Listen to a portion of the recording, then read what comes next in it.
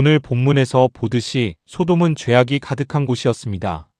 이와 관련하여 창세기 13장 13절은 소돔 사람은 악하여 여호와 앞에 큰 죄인이었더라라고 기록하고 있습니다. 그러한 의미에서 소돔은 성도가 머물러 있어서는 안 될 죄의 자리를 상징합니다. 그런데 룻은 오직 안목의 정욕을 따라 이곳을 자신의 거처로 선택했고 그 결과 그는 이방인의 포로가 되고 모든 재산을 잃었다가 아브라함의 도움으로 간신히 구원받는 상황에 처하기도 했습니다. 따라서 그는 이후에라도 자신의 잘못을 깨닫고 죄악이 가득한 소돔을 떠나야 마땅했습니다. 그러나 그는 포로 사건 이후에도 여전히 소돔에 머물러 있었습니다. 그 결과가 무엇입니까? 그는 지금 소돔과 함께 멸망의 운명에 처함은 물론 소돔 사람들에 의해 생명의 위협까지 받게 된 것입니다. 이러한 사실은 성도가 죄의 자리에 머물러 있을 때 어떤 결과를 맞게 되는지 잘 보여줍니다. 성도가 죄의 자리에 머물러 있을 때 그는 세상과 함께 멸망하는 운명에 처하게 되는 것은 물론 죄가 주는 악영향으로 인해 엄청난 고통을 당하게 되는 것입니다. 그러므로 일단 죄가 지배하는 세상에서 하나님께 부름받은 성도들은 속히 죄의 자리에서 벗어나는 것은 물론 다시 죄의 자리로 돌아가는 잘못을 범해서는 안 됩니다. 설령 잠깐의 실수로 죄의 자리로 돌아갔을 때에라도 속히 자기 죄를 회개함으로써 죄에서 벗어나야 합니다. 죄는 우리에게 일시적으로 세상 쾌락을 맛보게 할지 모르지만 그 결국은 영원한 멸망만을 안겨줄 뿐임을 우리는 기억해야 할 것입니다. 4절에 소돔 사람들이 노소를 막론하고 원근에서 다 모여 두 천사가 들어간 룻의 집을 에워싸고 두 천사를 요구했습니다. 여기서 우리는 노소를 막론하고라는 말에 주목해야 합니다. 두 천사를 요구한 사람들은 어느 특정 연령층이나 특정인들이 아니라 모든 소돔 사람들이었던 것입니다. 이러한 사실은 당시 소돔 사람들의 극악한 타락상과 전면적인 부패상을 적나라하게 보여준다고 하겠습니다. 소돔성은 의인 10명이 없어서 멸망할 정도로 모든 가정, 모든 계층의 사람들이 한결같이 죄의 노예가 되어 있었던 것입니다. 이는 죄가 얼마나 전염성이 강한지 잘 보여줍니다. 죄는 다른 그 무엇보다도 강하여 그 영향권 하에 있는 모든 사람을 죄의 종으로 만들어버립니다. 아담 한 사람의 범죄가 낳은 결과를 보십시오. 아담 한 사람의 범죄는 전 인류를 부패하게 하여 죄의 종노릇하게 하였고 결국 죽음으로 몰아넣었습니다. 이처럼 죄의 악영향은 우리가 상상할 수 없을 정도로 큽니다.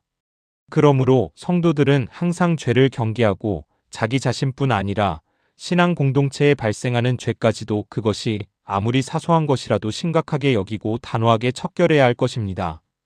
6절에서 8절의 룻은 두 천사들을 요구하는 소돔 사람들을 향하여 자신의 두 딸을 내어주는 조건으로 천사들의 안전 보장을 요구하는 타협안을 제시하였습니다.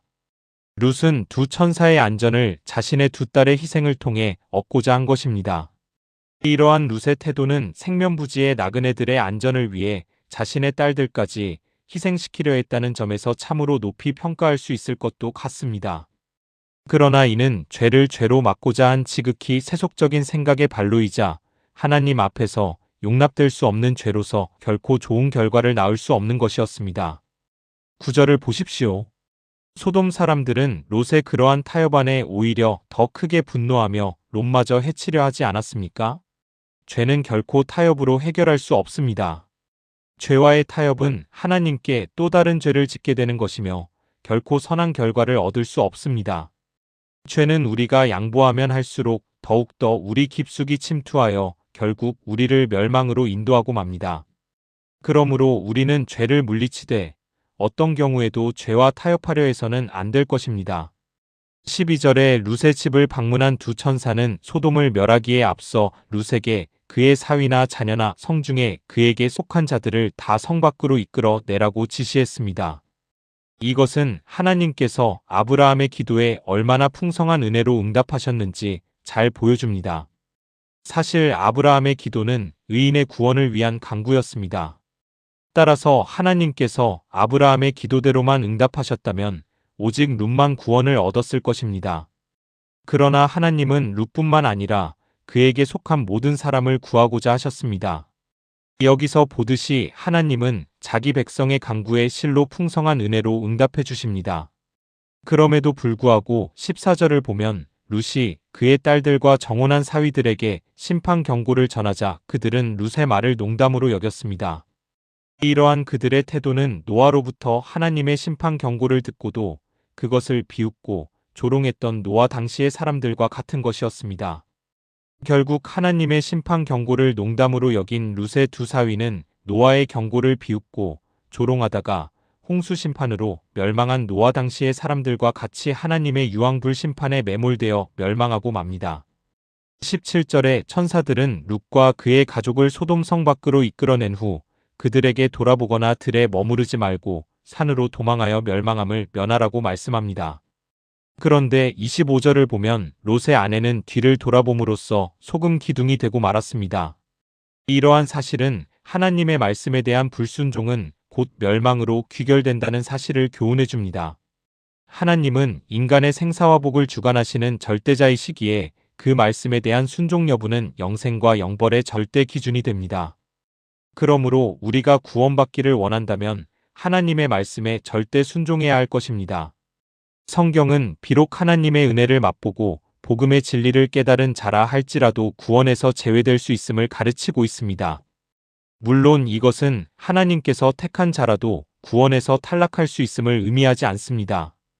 그러나 비록 하나님의 은혜를 맛본 자라 할지라도 하나님의 말씀에 불순종한다면 그는 진정한 의미에서 하나님의 택한 자라고 볼 수 없으며 결국 멸망에 이르게 되는 것입니다. 그러므로 우리는 하나님의 말씀에 대한 철저한 순종을 통해 우리의 선택과 구원을 확증해 나가야 할 것입니다. 24절 25절을 보면 하나님께서는 죄악이 가득했던 소돔과 고모라의 유황불을 내리심으로 그곳에 있는 것들을 다 엎어 멸하셨습니다. 그 결과 한때의 룻이 탐심의 눈으로 바라보았던 여호와의 동상 같던 소돔과 고모라 성은 오늘날 그 자취마저 찾아볼 수 없게 되었습니다. 그리고 성경에서 소돔과 고모라의 멸망은 악인의 파멸의 상징으로 자주 언급되고 있습니다.